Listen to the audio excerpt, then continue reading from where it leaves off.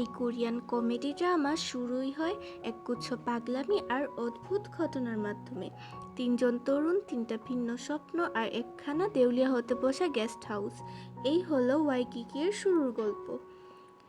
কাং ডঙ্গু এই ভাই সিনেমা বানাতে চায়, কিন্তু তার ভাগ্য এমনই যে সে কোনোদিনই হ্যাপি এন্ডিং পায় না। সব সময় কিসে যেন গোলমাল লেগেই থাকে। লি জুনকি সে চায় বড় অভিনেতা হতে, কিন্তু এখনও তাকে কেউ চিনিই না। অডিশনে গিয়ে গিয়ে হাঁপিয়ে গেছে। বং দুশিক একজন অলস টাইপ রাইটার, যে তার অনলাইন ফ্যান্টাসি উপন্যাস নিয়ে বিখ্যাত হতে চায়, কিন্তু গল্প লেখার চাইতে ঘুম তার বেশি প্রিয়। এই তিনজন একসাথে মিলে একটা গেস্ট হাউস চালু করে, যার নাম ওয়াইকিকি।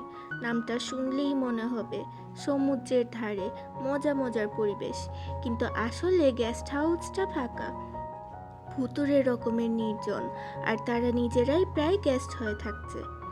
একদিন হঠাৎ তারা দেখে গেস্ট হাউসের এক রুমে একটা ছোট্ট শিশু পড়ে আছে। না কোনো মা বাবা, না চিঠি, না কিছু। তারা ভাবছে এই বাচ্চা কোথা থেকে আসলো। তারপর শুরু হয় 3 ইডিয়টস ও এক বেবির যুদ্ধ।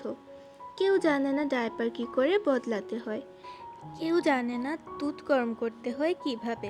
চুনকি তো এক পর্যায়ে বাচ্চাকে ঘুম পাড়াতে গিয়ে নিজেই ঘুমিয়ে যায়। ডঙ্গু এখনও তার এক্স গার্লফ্রেন্ড সুয়াকে ভুলতে পারে নাই। সে ভাবে ওরা আবার এক হবে, কিন্তু সুয়া তো বলে আমরা শেষ।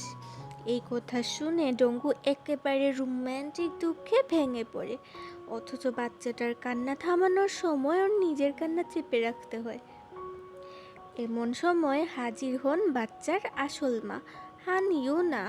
তিনি একক মা, কঠিন জীবনযাপন করছেন, কাজ খুঁজছেন আর বাচ্চাটাকে নিয়ে ঘুরে বেড়াচ্ছেন। 3 বন্ধু তাকে গেস্ট হাউসে থাকতে দেয়, যদিও নিজেরাই খাবার কেনার টাকা নেই। কিন্তু তার উপস্থিতিতে গেস্ট হাউসে এক নতুন রং আসে।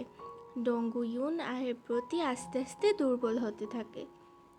পুরো এপিসোডে এমন কিছু মজার মুহূর্ত আছে যেগুলো একদম পেট ফাটানো হাসির। বাচ্চার পটি নিয়ে 3 বন্ধু তর্ক করছে, কে পরিষ্কার করবে। জুনকি নিজেকে ভ্যাম্পায়ার সাজিয়ে রুমে ঢুকে গেস্টদের ভয় দেখায়। দুশিক ভুল করে বাচ্চাকে দুধের বোতলে কফি দিতে যাচ্ছিল। এপিসোডের শেষে ইউনা ও তার বাচ্চা ওয়াইকিকিতে থেকে যায়, আর এই 3 যুবকের জীবনে এক নতুন অধ্যায় শুরু হয়, দেউলিয়া গেস্ট হাউস, একক মা আর এক গাদা দায়িত্ব নিয়ে। এটাই কেবল শুরু, সামনে আরও ঝামেলা, হাসি আর অপ্রত্যাশিত ঘটনা অপেক্ষা করছে।